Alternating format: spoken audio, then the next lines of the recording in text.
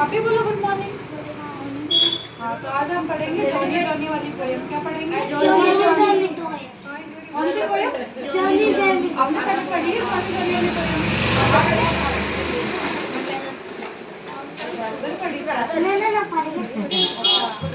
तो स्टार्ट करें हम? तो बोलो जॉनी जॉनी